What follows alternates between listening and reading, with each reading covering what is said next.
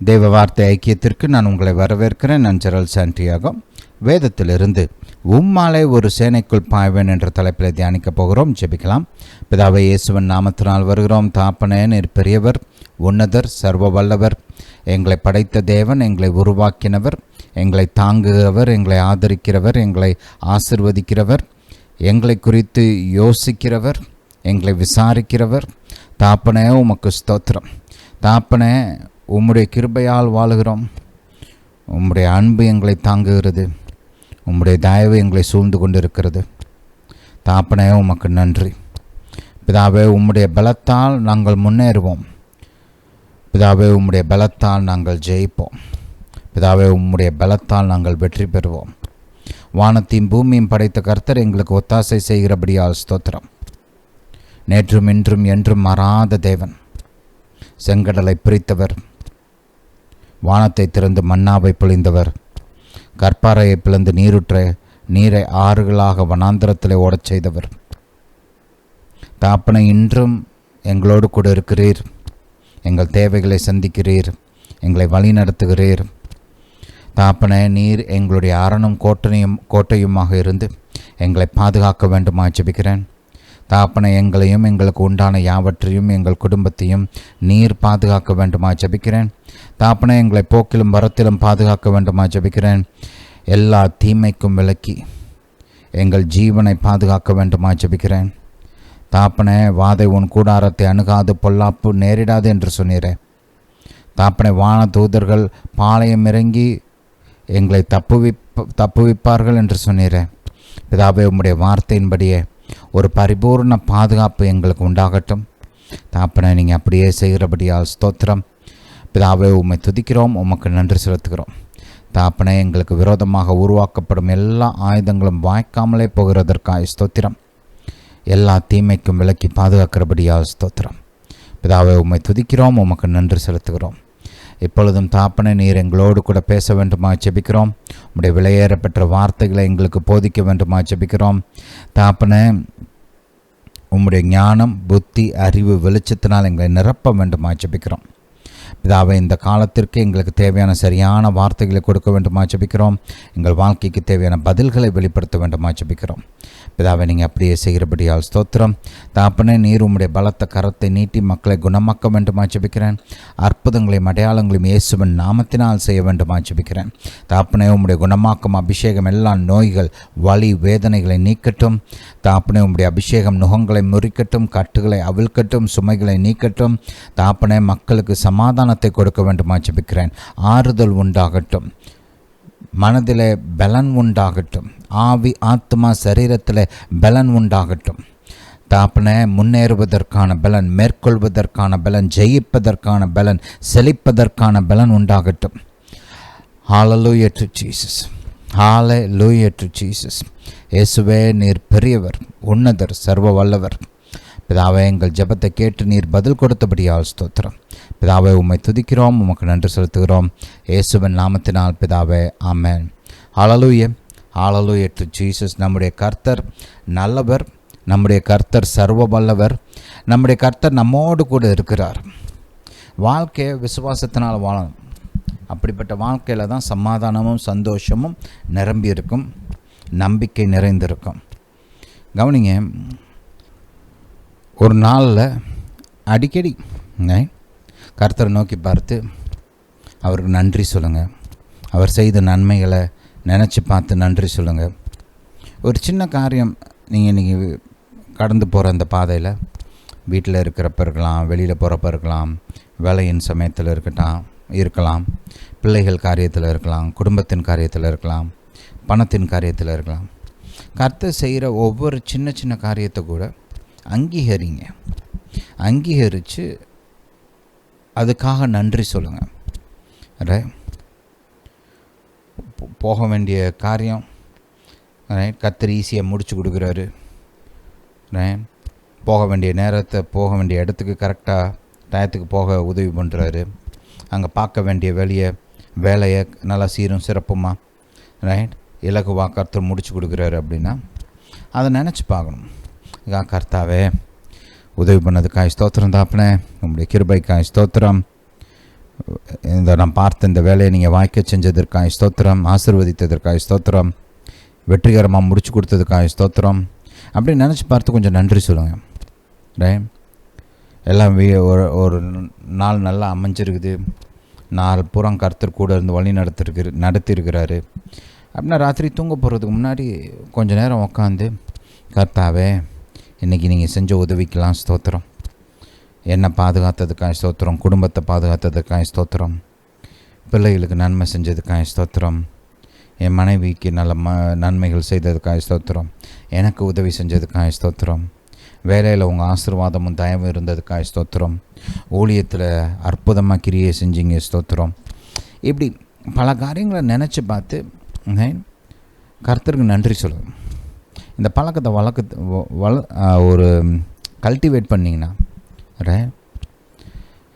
அது பார்த்திங்கன்னா உங்கள் வாழ்க்கையில் தேவனுடைய தயவும் கிருபையும் பெருகுவதற்கு வாசலை திறக்கும். நன்றி உள்ளவர்கள் கர்த்தரிடத்திலிருந்து அதிக நன்மைகளை பெற்றுக்கொள்வார்கள். யார் அவர் செஞ்சதை நினச்சி பார்த்து அங்கீகரித்து நன்றி சொல்கிறாங்களோ அவங்க வாழ்க்கையில் கிருபை பெருகும், அவங்க வாழ்க்கையில் தயவு பெருகும், அவங்க வாழ்க்கையில் ஆசீர்வாதமும் பெருகும். கேட்குறதுக்கு சிம்பிளாக இருக்கிற மாதிரி இருக்கலாம், ஆனால் இதெல்லாம் வாழ்க்கையில் முக்கியமான காரியங்கள்.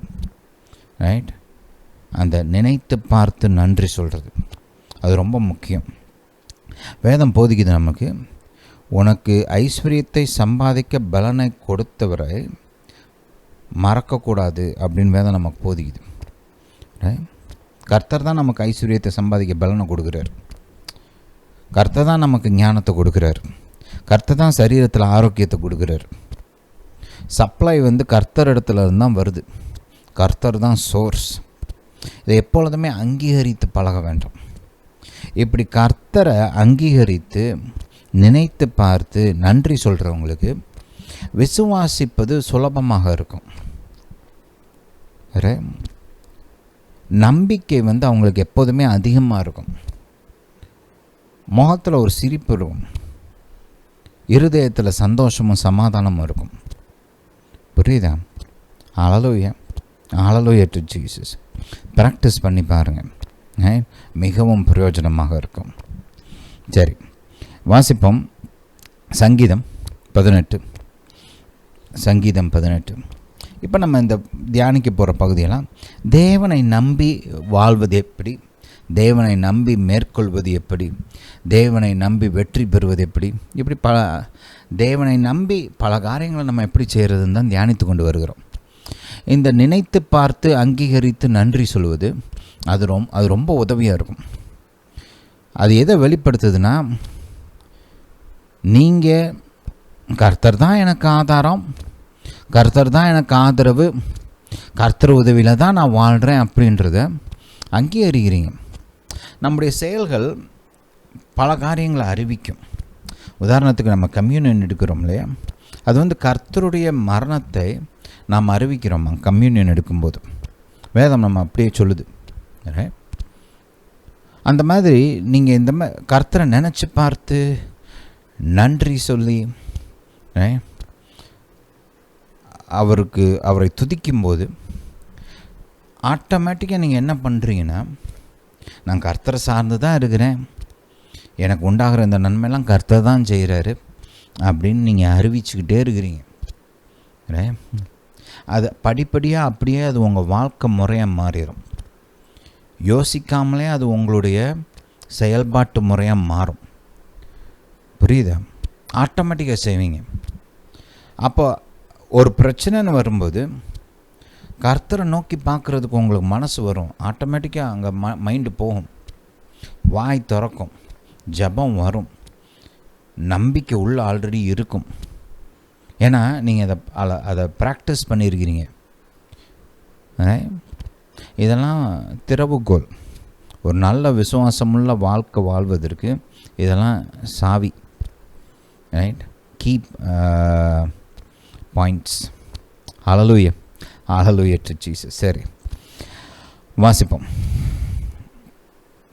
சங்கீதம் 18 28 வசனத்திலிருந்து வாசிப்போம். தேவரீர் என் விளக்கை ஏற்றுவீர், என் தேவனாகிய கர்த்தர் என் இருளை வெளிச்சமாக்குவார். உம்மால் நான் ஒரு சேனைக்குள் பாய்ந்து போவேன், என் தேவனாலே ஒரு மதிலை தாண்டுவேன். பாருங்கள், விளக்கை ஏற்றுவீர் அப்படின்னா என்ன செய்கிறதுன்னு தெரியாமல் உட்காந்துருக்கப்ப கர்த்தர் வெளிச்சம் கொடுக்குறாரு. ரைட்? கர்த்தரிடத்துலேருந்து உண்டாகிற ஞானம், வெளிச்சம், வழி நடத்துதல். ரைட்? இதைத்தான் வேதம் என்னன்னு சொல்லுது? விளக்கை ஏற்றுவீர், என் தேவனாகிய கர்த்தர் என் இருளை வெளிச்சமாக்குவீர். இருள்னா என்ன செய்கிறதுன்னு தெரில, முழிச்சிட்டு இருக்கிறோம், எங்கே போகிறதுன்னு தெரில, யாரை பார்க்குறதுன்னு தெரில, என்ன பண்ணுறதுன்னு தெரில. யோசபாத் மாதிரி, கர்த்தாவே என்ன செய்யணும்னு தெரியல, சத்துருக்களுக்கு மேற்கொள்கிறதுக்கு எங்களுக்கு பலனும் இல்லை. ரைட்? அவங்க அழிக்க வராங்க, உண்மை நோக்கி நாங்கள் பார்க்குறோம் இல்லையா? ரைட்? அந்தகாரமான சூழ்நிலையில் கர்த்தர் டக்குன்னு என்ன பண்ணணும், எப்படி பண்ணணும் அப்படின்னு வெளிச்சம் கொடுக்குறாரு இல்லையா? அதான் விளக்கை ஏற்றுவது. இது தேவனிடத்திலிருந்து இயற்கைக்கு அப்பாற்பட்ட விதத்தில் வருகிற வழி நடத்துதல். அல்லேலூயா. உம்மாலே நான் ஒரு சேனைக்குள் பாய்ந்து போவேன், என் தேவனாலே ஒரு மதிலை தாண்டுவேன். சேனை அப்படின்றப்ப இவர் எதிராளிகளின் சேனையை குறித்து பேசுகிறார். அதுக்குள்ளே பாஞ்சு போவேன் அப்படின்னா போய் ரைட் வீர மரணம் அடைய போகிறேன்னு சொல்லலை, பாய்ந்து போய் யுத்தம் பண்ணி கர்த்தருடைய உதவினால் ஜெயிக்க போகிறேன்னு சொல்கிறார். அல்லேலூயா. நம்ம கர்த்தர் ஜெயம் கொடுக்கிற கர்த்தர், எப்போதும் நம்மை வெற்றி சிறக்கிற கர்த்தர், வெற்றி சிறக்க செய்கிற கர்த்தர். கர்த்தர் நம்முடைய யெகோவா நிசி. அல்லேலூயா. அல்லேலூயா டு ஜீசஸ். அப்போ மைண்டை வச்சுக்கோங்க, உங்களுக்கு முன்பாக எதிரான சூழ்நிலைகள், உங்களுக்கு எதிராக பிசாசு நின்னாலும் சரி, மனித சத்துருக்கள் நின்னாலும் சரி, கடினமான சூழ்நிலைகள் உங்களுக்கு எதிர்த்து நின்னாலும் சரி, எப்படிப்பட்ட ஒரு பிரச்சனை, ஒரு சேலஞ்ச், ஒரு அப்டக்கிள், ஒரு தடை, எது உங்களுக்கு முன்னாடி மறித்து நின்னாலும் சரி, தேவ பலத்தினாலே நீங்கள் பாய்ந்து செல்லலாம். அடுத்து அவரே சொல்கிறாரு பாருங்க, என் தேவனாலே ஒரு மதிலை தாண்டுவேன். மதில்ன்றது ஒரு தடை. நீங்கள் ஒரு பாதையில் போயிட்டுருக்கிறீங்க, ஒரு காரியத்தை செய்ய நினைக்கிறீங்க, ரைட்? ஒரு விஷயத்தை சாதிக்க நினைக்கிறீங்க, தேவ திட்டத்தை செஞ்சு முடிக்க நினைக்கிறீங்க, ரைட்? இப்படி நீங்கள் போகிற அந்த பாதையில் தடையாக நிற்கிது பாருங்கள். அதைத்தான் வேதம் இங்கே மதில் அப்படின்னு நமக்கு போதிக்குது. அப்போ நீங்கள் கர்த்தர் நம்பி அந்த தடையை தாண்டலாம், தடையை மீறி முன்னேறி செல்லலாம். அல்லேலூயா. அந்த தடை உங்களை தடுத்து நிறுத்த முடியாது. கர்த்தருடைய பலத்தினால தடைகளை மீறி நீங்கள் முன்னேறி செல்லலாம். அல்லேலூயா. அல்லேலூயா டு ஜீசஸ். தேவனுடைய வழி உத்தமமானது, கர்த்தருடைய வசனம் புடமிடப்பட்டது. தம்மை நம்புகிற அனைவருக்கும் அவர் கேடகமாயிருக்கிறார். கர்த்தரை அல்லாமல் தேவன் யார்? நம்முடைய தேவனை அன்றி கண்மலையும் யார்? இது ஒரு முக்கியமான பாயிண்ட் பாருங்க. நம்ம எவ்வளவு பாக்கியவான்கள்னு சில சமயம் நமக்கு வழங்குறதில்ல. இந்த உலகத்தில் இருக்கிற மக்களில் பெரும்பாலானோர் கர்த்தரை அறியாமல், மெய்யான தேவனை அறியாமல் என்னென்னத்தையோ வழிபட்டுக்கிட்டு இருக்கிறாங்க. ஒரு சிலர் இயற்கையை வழிபடுறாங்க, ஒரு சிலர் அவங்க கையால் செஞ்ச சிறுவங்களை வழிபட்டுட்டு இருக்கிறாங்க. இப்படி அவங்க கர்த்தரை அறியாமல் உதவி செய்ய முடியாத காரியங்களை நோக்கி பார்த்துக்கிட்டு இருக்கிறாங்க. அவைகளால் நன்மையும் செய்ய முடியாது, தீமையும் செய்ய முடியாது. அப்படிப்பட்ட காரியங்களை நோக்கி பார்த்துட்டு இருக்கிறாங்க. ஆனால் நம்ம ஜீவிக்கிற தேவனை அறிந்து வைத்திருக்கிறோம், மெய்யான தேவனை அறிந்து வைத்திருக்கிறோம். உதவி செய்யக்கூடியவரை, உதவி செய்ய விரும்புகிறவரை, உதவி செய்ய ஆயத்தமாக இருக்கிறவரை அறிந்து வைத்திருக்கிறோம். இது எவ்வளோ பெரிய பாக்கியம் தெரியுமா? அல்லேலூயா. என்னை பலத்தால் இடைக்கட்டி என் வழியை செவ்வைப்படுத்துகிறவர் தேவனே. அவர் என் கால்களை மான்களுடைய கால்களைப் போலாக்கி என்னுடைய உயர் தலங்களில் என்னை நிறுத்துகிறார். பாருங்கள், இந்த மான்கள்னால் உயரமான இடங்களில் கான்ஃபிடெண்ட்டாக ஏறி போக முடியும். நீங்கள் சில சமயம் வீடியோலாம் பார்த்துருப்பீங்க. இப்போ நம்மலாம் ஏறுனா சிரமப்பட்டு ஏறுவோம், கஷ்டப்பட்டு ஏறுவோம், ரைட்? ஒழுங்காக பிடிக்கிறோமா, ரைட்டு, கால்லாம் கரெக்டாக சறுக்காத இடத்துல இருக்குதா, நல்லா ஃபுட் ஹோல்டெலாம் கரெக்டாக இருக்குதா, மேலே ஏறி பிடிக்கிறதுக்கு வசதியாக இருக்குதா, ரோப்பெல்லாம் கரெக்டாக கட்டி இருக்கிறாங்களா, இப்படி பல காரியங்கள் பார்த்து ரொம்ப கஷ்டப்பட்டு ஏறுறோம் இல்லையா. ஹைக்கிங்ன்றது ரொம்ப ஈஸி கிடையாது மனுஷனுக்கு. ஆனால் இந்த மான்கள் எல்லாம் பாருங்கள், இந்த குறிப்பாக இப்படிப்பட்ட மான்கள், ரைட், ஒரு சில மான்கள்லாம் காடுகளுக்குள்ளே தெரியும். ஆனால் ஒரு சில மான்களை வந்து இந்த மாதிரி மலை பிரதேசத்துலலாம் வசிக்கக்கூடிய மான்கள் இருக்குது. இவைகள் பார்த்திங்கன்னா ரொம்ப கான்ஃபிடெண்ட்டாக மலையில் ஏறுங்க. உயரமான காரியம், கடினமான பாதை, அதெல்லாம் சாதாரண மனுஷர்களால் அதெல்லாம் மேற்கொள்ள முடியாது, ரொம்ப கஷ்டம். ஹைக்கிங் நல்லா பண்ணுறவங்களுக்கே அது கஷ்டம், ரைட். ஆனால் அது வந்து அப்படி அசால்ட்டாக ஏறும் பாருங்க, ரைட். அவ்வளோ கடினமான ஒரு சூழ்நிலையை ஈஸியாக ஹேண்டில் பண்ணும். ஏன்? ஏன்னா கர்த்தர் அதை அந்த விதமாக உருவாக்கி வச்சிருக்கிறாரு. அப்படி மலையெல்லாம் அப்படி ஈஸியாக ஹேண்டில் பண்ணக்கூடிய அளவுக்கு அந்த கற்பாறைகள், உயரமான ஸ்தலங்கள், இதெல்லாம் ஈஸியாக ஹேண்டில் பண்ணக்கூடிய அளவுக்கு அதை வந்து கர்த்தர் எக்யூப் பண்ணியிருக்கிறார், உருவாக்கி இருக்கிறார். அந்த விதமாக அதுக்கு தேவையான எல்லாத்தையும் கொடுத்துருக்கிறார் அந்த மானுக்கு, இல்லையா. அப்போ வேதம் என்ன சொல்லுது? நாம் கர்த்தரை நம்பி வாழும்போது இந்த கடினமான காரியங்களெல்லாம் கையாளக்கூடிய அந்த பலத்தையும், ரைட், அதுக்கு தேவையான அந்த எக்யூப்பிங், ரைட், அதுக்கு தேவையான சகலவற்றையும் கர்த்தரே நமக்கு கொடுப்பார், ரைட். இப்போ பாருங்கள், ஒரு ஒரு ஒரு இவங்களாம் இருக்கிறாங்களே, இப்போ ஆர்மியில் இருக்கிறவங்களாம், அவங்களாம் யுத்தத்துக்கு போகிறாங்கன்னா யுத்தத்துக்கு சும்மா கையை வீசிக்கிட்டு போக மாட்டாங்க. யுத்தத்துக்கு தேவையான பாடி ஆர்மர்னு சொல்லுவாங்க, அதாவது மார்க்கவசம் அப்படிலாம் கொடுத்துருப்பாங்க, ஹெல்மெட்லாம் கொடுப்பாங்க, நல்ல மிஷின் கன்ஸ் கையில் கொடுப்பாங்க, ரைட், அம்யூனிஷன், புல்லட்டு அதெல்லாம் கொடுப்பாங்க, ஹேண்ட் கிரெனேட்ஸ் கொடுப்பாங்க, ரைட், ஹேண்ட் கன் கொடுப்பாங்க. இல்லை இன்னும் ஒரு சிலருக்கு அவங்களுடைய அந்த பணிக்கு ஏற்ற விதமாக ஒரு சிலர் கையில் டேங்கை கொடுப்பாங்க, ஒரு சிலர் கையில் ஏரோப்ளேனை கொடுக்குறாங்க, ஜெட்டு கொடுக்குறாங்க, ஃபைட்டர் பிளேன்ஸ் கொடுக்குறாங்க, ஒரு சிலர் கையில் கப்பலை கொடுக்குறாங்க, இல்லையா. அல்லேலூயா.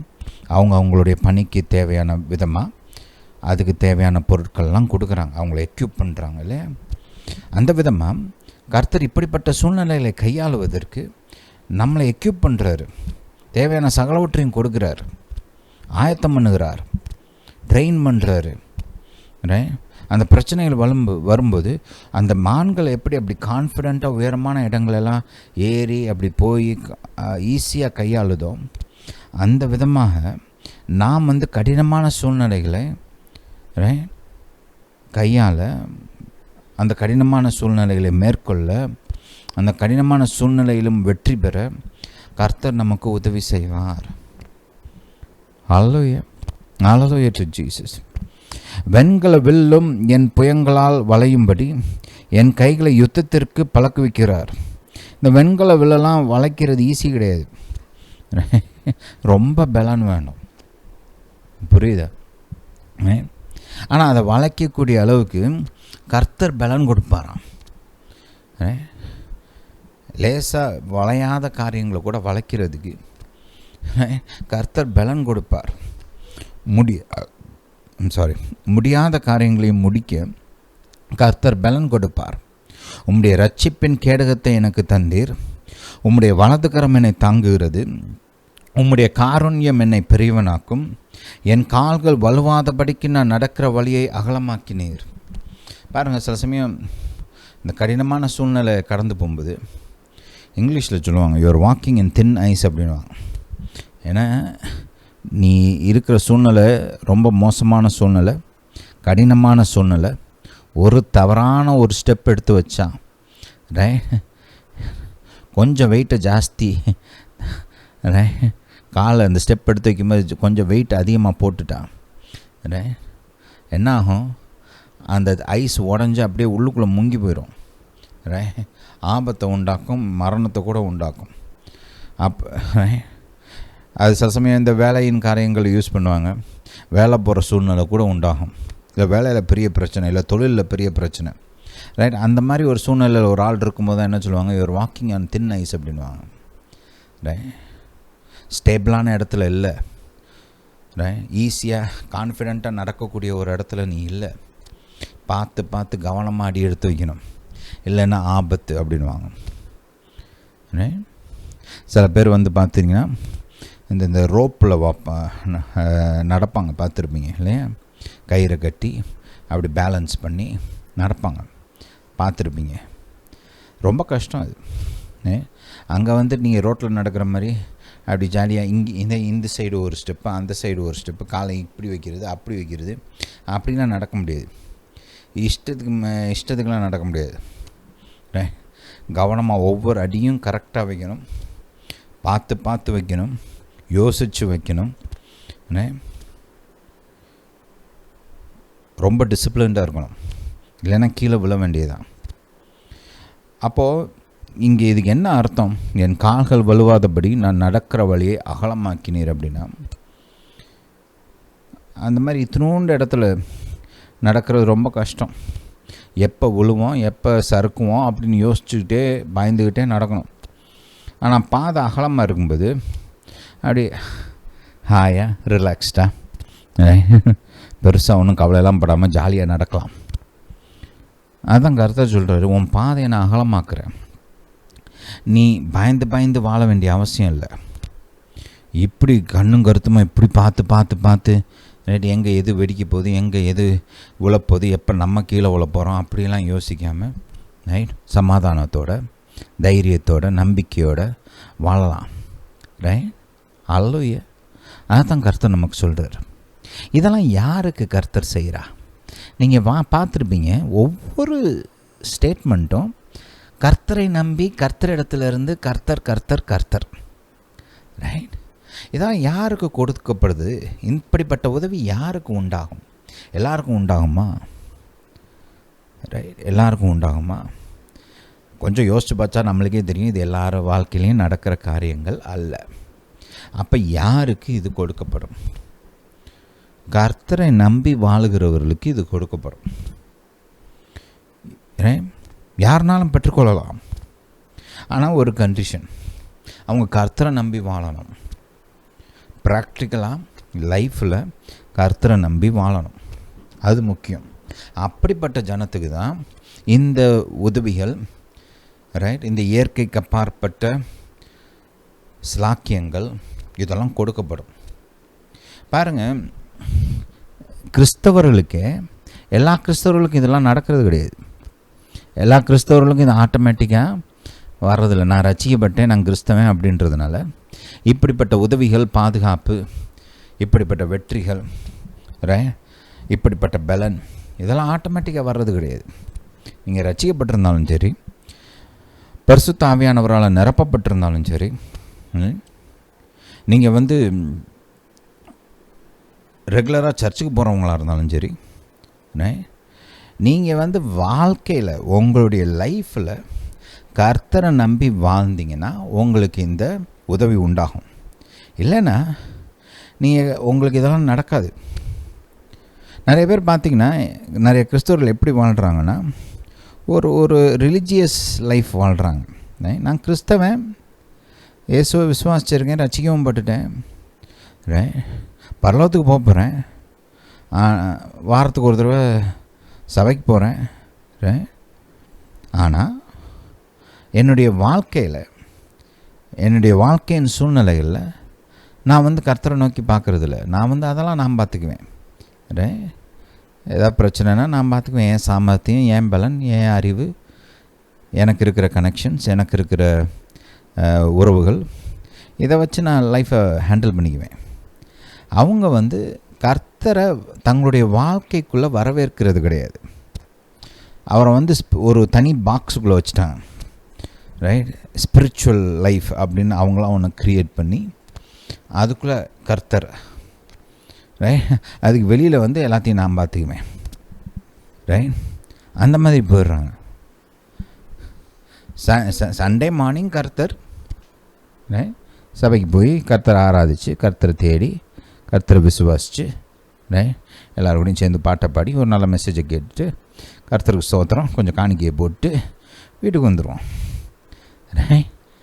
சர்ச்சில் இருந்து அடி எடுத்து வச்ச நிமிஷத்துலேருந்து சர்ச்சை விட்டு வெளியே வந்த அந்த நிமிஷத்துலேருந்து என் வாழ்க்கைக்கு நான் தான் கண்ட்ரோல், நானே பார்த்துக்குவேன். எங்கே போகணும், என்ன பண்ணணும், எது செய்யணும், ரைட், எப்படி பண்ணணும், பிரச்சனை வந்தால் என்ன செய்யணும், ரைட், ஒரு காரியத்தை செஞ்சு முடிக்கணும்னா என்ன பண்ணணும், இதெல்லாம் நான் டிசைட் பண்ணிக்குவேன். நான் படிச்சிருக்கிறேன், ரைட், எனக்கு அறிவு இருக்குது, எனக்கு பலன் இருக்குது, எனக்கு ஆள் இருக்கிறாங்க, நான் பார்த்துக்கிறேன், ரைட். அந்த விதமாக யோசிக்கிறாங்க. கேட்டிங்கன்னா இவ்வளோ இப்போ இந்த மாதிரி வார்த்தைகளை பயன்படுத்தி சொல்ல மாட்டாங்க. ஆனால் அவங்க நடக்கிற விதத்தை அப்சர்வ் பண்ணிங்கன்னா பேசிக்காக அதை தான் சொல்கிறாங்க. நான் ஏற்கனவே சொன்னேன் இல்லையா, நம்முடைய நடக்கை வந்து ஒரு சில காரியங்களை அறிவிக்குது. எப்படி கம்யூனியன் எடுக்கிறது வந்து கர்த்தருடைய மரணத்தை அறிவிக்குதோ, இல்லை நம்ம கர்த்தரை அங்கீகரித்து நினைத்து பார்த்து அவர் நன்மைகளை நினைத்து பார்த்து அவருக்கு நன்றி சொல்வது வந்து நான் கர்த்தரை நம்பி வாழ்கிறேன் அப்படின்றத வெளிப்படுத்துதோ, அதே போல் ஒரு மனுஷன் வந்து தன்னுடைய வாழ்க்கையில் கர்த்தரை நினைத்து பார்க்காமல் தன்னுடைய வாழ்க்கையின் காரியங்களில் தன்னுடைய ஜீவனின் சூழ்நிலைகளில் இந்த ஜீவனுக்கு அடுத்த காரியங்களில் கர்த்தரை நினைக்காம ஒரு மனுஷன் வாழ்ந்தானா அவன் என்ன சொல்கிறான்னா, நான் பார்த்துக்குவேன், எனக்கு தெரியும், எனக்கு பலன் இருக்குது, ஐ கேன் ஹேண்டில் இட். அப்படிப்பட்ட மனுஷர்களுக்கு இப்படிப்பட்ட காரியங்கள் உண்டாகாது. அதனால் நம்ம கொஞ்சம் கவனமாக இருக்கணும். சில சமயம் இப்படிப்பட்ட வசனங்கள்லாம் வாசிச்சுட்டு இது ஆட்டோமேட்டிக்காக நடக்கும்னு நினைக்கக்கூடாது, ரைட். இது யாருக்கு? தேவனை தாவீதை போல நினைத்து பார்த்து அங்கீகரித்து விசுவாசித்து நம்பி வாழுகிற மனுஷர்களுக்கு தான் இந்த ஸ்லாக்கியங்கள். ஹல்லேலூயா. தேவனுடைய உதவி உங்கள் வாழ்வுக்குள்ளே நுழையணும், தேவனுடைய தயவு கிருபை பலன் இது உங்கள் வாழ்க்கைக்குள்ளே நுழையணும் அப்படின்னா நீங்கள் வாசலை திறக்கணும், நீங்கள் கர்த்தரை நோக்கி பார்க்கணும், நீங்கள் கர்த்தரை விசுவாசிக்கணும், நீங்கள் அவரை நம்பணும், நீங்கள் அவரை அங்கீகரிக்கணும். நீங்கள் வாசலை திறந்து விட்டிங்கன்னா தான் அவர் வருவார். தாவீதுடைய வாழ்க்கையில் ஒரு ஒரு ஒரு கொடூரமான ஒரு சம்பவம் நடக்குது. 1 சாமுவேல் இந்த 30ஆம் அதிகாரத்தை பார்த்திங்கன்னா, அங்கே வந்து சிக்லாகுன்ற ஊரில் அவன் வந்து குடியிருந்தான். சவுலுக்கு பயந்து பிலிஸ்திய தேசத்துக்குள்ளே நுழைஞ்சு அந்த தேசத்துக்குள்ளே போய் ஒளிஞ்சிட்ருக்கிறான். அங்கே வந்து அவன் பிலிஸ்திய ராஜா அவனுக்கு இந்த சிக்லாக் அப்படின்ற அந்த இடத்த கொடுத்துட்டார், உனக்கு அப்படின்னு சொல்லி கொடுத்துட்டார். அவனோட குடும்பத்தோடு அவனோட கூட இருந்த ஆட்கள் எல்லாம் குடும்பம் பிள்ளைகள் எல்லாரோட சேர்ந்து அங்கேயே செட்டில் ஆகிட்டாங்க. அவங்க சம்பாதிச்ச எல்லா காரியங்களும் அந்த ஊரில் தான் இருந்துச்சு. எல்லாமே அங்கே வச்சு அங்கேயே லைஃப் நல்லா செட்டில் ஆகிட்டு எல்லோரும் சந்தோஷமாக இருக்கிறாங்க. ஒரு சமயத்தில் பிலிஸ்தியர்களோட கூட சேர்ந்து யுத்தத்துக்கு போக வேண்டிய சூழ்நிலை வருது. தாவீது கூட போகிறாரு. ஆனால் பிலிஸ்தியரில் இருந்த அந்த மற்ற பிரபுக்கள் 5 பிரபுக்களில் இந்த ஒரு பிரபு மட்டும்தான் தாவீதை நம்பி கூட்டிகிட்டு போகிறாரு யுத்தத்துக்கு. மற்றவங்களாம் வேண்டாம், இவன் முன்னாடி சவுல் கூட இருந்தவன், இப்போ சவுலுக்கு விரோதமாக நம்ம போகும்போது இவன் நமக்கு விரோதமாக திரும்பிட்டான், என்ன பண்ணுறது அப்படின்னு சொல்லிட்டு தாவீதை திரும்ப அனுப்பிச்சிடுறாங்க. அப்போ திரும்ப வந்து ஊருக்குள்ளே நுழைஞ்சு பார்த்தா ஊரே எரிஞ்சு கிடக்குது. பிள்ளைகளை காணோம், மனைவிகளை காணோம், அவங்க சம்பாதிச்சு சேர்த்து வச்சு சொத்து பத்து ஆடு மாடு எதுவுமே காணோம், எல்லாத்தையும் தூக்கிட்டு போயிட்டாங்க. யோசிச்சு பாருங்களேன், இவங்க வந்து ஒரு கடினமான வாழ்க்கையை வாழ்ந்தாங்க ஒரு பல ஆண்டுகளாக, 10 வருஷத்துக்கு மேலே, கிட்டத்தட்ட 13 வருஷம், கொஞ்சம் அதில் ஒரு 10 வருஷம் கடினமான வாழ்க்கைன்னு வச்சுக்குவோம். அப்படிப்பட்ட ஒரு வாழ்க்கை வாழ்ந்துருக்கிறாங்க. அதுக்கு நடுவில் பல நன்மைகளை அவங்க சம்பாதிச்சிருக்கிறாங்க. எல்லாருக்கும் குடும்பம் அமையுது, பிள்ளைங்க பிறக்கிறாங்க, கஷ்டப்பட்டு நிறைய காரியங்களை சேர்த்து வச்சுருக்கிறாங்க. அநேக நேரங்களில் உயிரை பணயம் வச்சு யுத்தம் பண்ணி எல்லாம் சேர்த்து வச்சுருக்கிறாங்க. இப்போ ஒரு நொடி பொழுதில் குடும்பம் போச்சு, மனைவி போச்சு, பிள்ளைகள் போச்சு, அவங்க இத்தனை வருஷமாக கஷ்டப்பட்டு சம்பாதிச்ச அந்த சொத்து பத்து எல்லாம் போச்சு. இப்போ வாழ்க்கை வந்து பூஜ்ஜியமாக வந்து நிற்கிது. இத்தனை ஆண்டுகள் அவங்க செஞ்ச அந்த காரியங்கள், எடுத்த முயற்சிகள், பட்ட பாடுகள், அவங்களுடைய உழைப்பு எதுக்குமே அர்த்தம் இல்லாமல் போயிடுச்சு. எல்லாம் ஒன்றுமில்லைன்ற மாதிரி ஒரு சூழ்நிலையில் வந்துட்டாங்க. அந்த சூழ்நிலையில் பார்த்தீங்கன்னா மற்ற எல்லாரும் அழுதுகிட்டு இருக்கிறாங்க. ஒரு சிலர் அந்த வேதனையில் தாவீதை கூட கல் எடுத்து அடித்து கொண்டுடலான்ற நிலைமையில் இருக்கிறாங்க. அவங்களாம் நல்லவங்க தான், தாவீதுக்கு ரொம்ப உண்மை உத்தமமாக இருக்கிற ஆட்கள். ஆனால் இந்த ஒரு சூழ்நிலையில் எல்லாருக்கும் மனக்கசப்பு, வேதனையில் இருக்கிறாங்க. சில சமயம் அவ்வளோ வேதனையில் இருக்கும்போது என்ன பண்ணுறோன்னு சரியாக நிதானமாக யோசிக்க மாட்டாங்களே. அவங்களுடைய வாழ்க்கையில் நடந்த நன்மைகளுக்கு காரணமாக இருந்த தாவீதையே இப்போ கொண்டுடலாம், ஏன்னா தாவீதுனால தான் இதை இழந்துட்டோம் அப்படின்ற ஒரு நிலைமைக்கு வந்துட்டாங்க எல்லாம். ஆனால் தாவீது பார்த்தீங்கன்னா அந்த சூழ்நிலையிலும் கூட தேவனை நோக்கி பார்க்கிறார், தேவனுக்குள் தன்னை தேற்றிக் கொள்கிறார், தேவனுக்குள் தன்னை திடப்படுத்துகிறார், தன்னை தேவனுக்குள்ளே பலப்படுத்திக்கிட்டு கர்த்தரை நோக்கி பார்த்து கர்த்தர் இடத்துல விசாரிக்கிறாரு. நான் போகட்டுமா, எனக்கு இதெல்லாம் திரும்ப கிடைக்குமா, சத்துருக்குள்ளே விரட்டி போகட்டுமா அப்படின்னு கர்த்தர்கிட்ட கேட்குறாரு. கர்த்தரும் சொல்கிறார், போ, எல்லாத்தையும் நீ திரும்ப பெற்றுக்கொள்வாய் அப்படின்னு. பாருங்கள், அந்த வெற்றி ஏன் உண்டாச்சு அப்படின்னா, பொதுவாக அப்போலாம் நடக்காது. இந்த மாதிரி தூக்கிட்டு போயிட்டாங்கன்னா முடிஞ்சு கதை, அவ்வளோதான். பொதுவாக இந்த மாதிரி இழந்ததெல்லாம் திரும்ப பெற்றுக்கொள்வது லேசப்பட்ட காரியம் கிடையாது. நான் வந்தவங்க ஏதோ 5 பேர் 10 பேரில் ஒரு பெரிய படையோடு வந்திருக்கிறாங்க, வந்து எல்லாத்தையும் தூக்கிட்டு போயிட்டாங்க. அநேக நேரங்களில் கூட அங்கே இருந்தவங்களாம் மறைச்சிருப்பாங்க. எத்தனையோ மரணம் உண்டாயிருக்கும், எத்தனையோ சாவு உண்டாயிருக்கும். ஆனால் இங்கே கர்த்தருக்கு இயற்கைக்கு அப்பாற்பட்ட விதத்தில் எல்லாரையும் உயிரோட வச்சுருக்கிறாரு. இவங்க என்னெல்லாம் இழந்தாங்களோ அதெல்லாம் பத்திரமா இருக்குது. இவங்களோட பொருட்கள் எதுவும் செலவு பண்ணப்படலை, பயன்படுத்தப்படலை, அழிக்கப்படலை, எல்லாமே பாதுகாப்பாக இருக்குது. ஆட்கள்லேருந்து, குடும்பத்திலேருந்து, அவங்களுடைய சொத்து பத்து வரைக்கும் எல்லாமே அப்படியே பர்ஃபெக்டாக பாதுகாக்கப்பட்டிருக்குது. அது கர்த்தர் தானே செய்வார், வேறு யாராவது செய்ய முடியுமா? இந்த மாதிரி இந்த ரைடிங் பார்ட்டிஸ்லாம் ரொம்ப வாலட்டைல் சிச்சுவேஷன்ஸ். இந்த மாதிரி அனுபவங்கள்லாம் எப்போ என்ன எது நடக்கும் தெரியாது, யார் சாவா, எத்தனை அழிவு உண்டாகும், அதெல்லாம் கணிக்க முடியாது. ஆனால் அப்படிப்பட்ட ஒரு சூழ்நிலையில் கூட தாவீதுக்கும் அவனுடைய கூட இருந்தவர்களுக்கும் உண்டான அவங்களுடைய குடும்பம், பொருட்கள் எல்லாத்தையும் கர்த்தர் பாதுகாத்து பத்திரமா வச்சிருக்கிறாரு. அது மட்டுமல்ல, தாவீது கர்த்தரை நோக்கி பார்த்ததின் விளைவாக அது எல்லாத்தையும் மீட்டு கொண்டு வரும்படி கர்த்தர் செய்தார். இது ஏன் தாவீது வாழ்க்கையில் நடந்துச்சுன்னா, அந்த கடினமான சூழ்நிலையில் கூட அவன் கர்த்தரை நோக்கி பார்த்தான், கர்த்தரை அங்கீகரித்தான், கர்த்தரிடத்திலிருந்து பலத்தை பெற்றுக்கொண்டான், கர்த்தரிடத்திலிருந்து ஞானத்தை பெற்றுக்கொண்டான், கர்த்தரிடத்திலிருந்து வழிநடத்துதலை பெற்றுக்கொண்டான். கர்த்தர் அந்த அந்தகாரமான சூழ்நிலையில் அவன் விளக்கை ஏற்றுகிறார், வழி நடத்துகிறார், ஞானத்தை கொடுக்கிறார். பலன் இல்லை, அழுகக்கூட பலன் இல்லை. அந்த மாதிரி சூழ்நிலையில் கூட இருந்த அவ்வளவு உண்மையுள்ள லாயல் ஃப்ரெண்ட்ஸ், லாயல் சர்வன்ட்ஸ் எல்லாம் இவனுக்கு விரோதமாக திரும்புகிறாங்க.